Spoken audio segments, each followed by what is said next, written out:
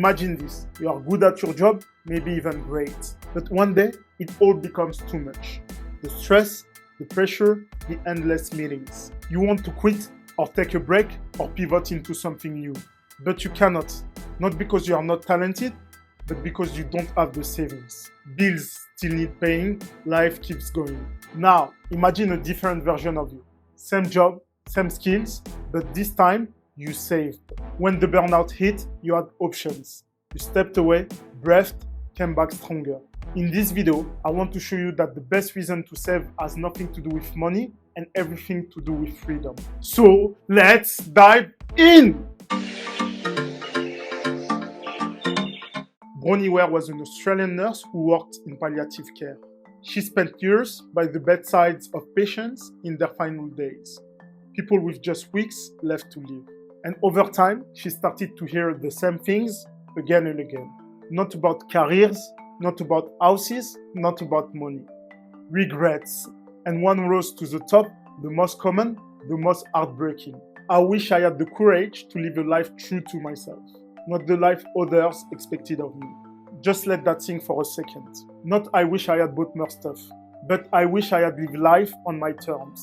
The reason I'm telling you this story is simple. When the end comes, no one wishes for more things. What they want is time, freedom, autonomy.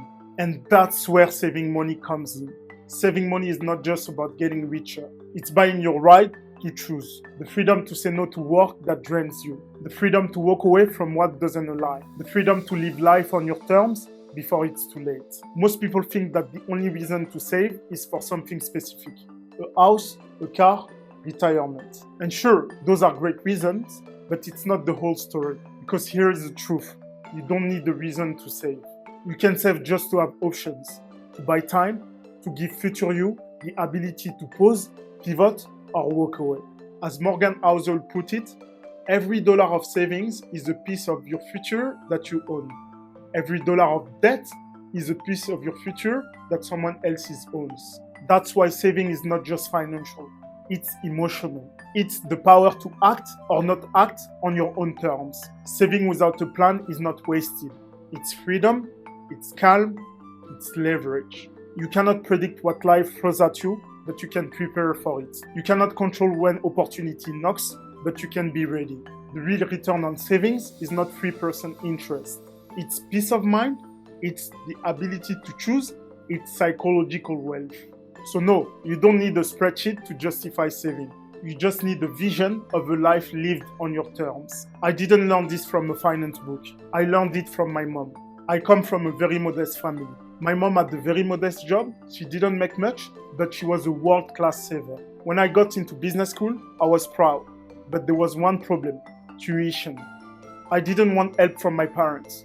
I thought, I'm an adult now, I'll figure this out myself. The school had a partnership with a bank. They told me, you are basically guaranteed the loan. Your parents just need to be guarantors. We sent in all the documents, salary proof, contracts, everything they asked for. They looked at the papers and said, yep, this should be totally fine.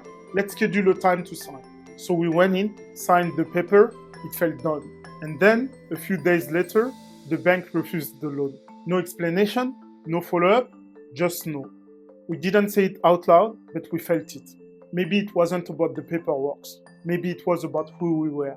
And that's when my mom looked at me and said, don't worry, I'll pay for it. I've got the money. You'll pay me back later.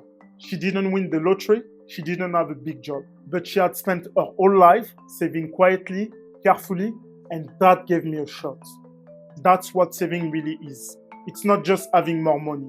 It's being able to say, my child won't have to stop dreaming because we hit a wall.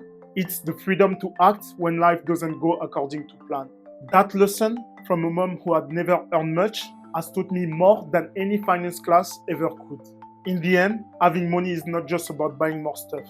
It's about buying back your time, buying the option to live life on your terms. That's one of the most valuable currencies there is. And it's why more people can and should save money. So the next time you wonder if saving a few extra dollars matters, remember, you are not just saving money, you are buying freedom. If that resonates with you, hit like, subscribe, and drop a comment sharing what freedom looks like for you.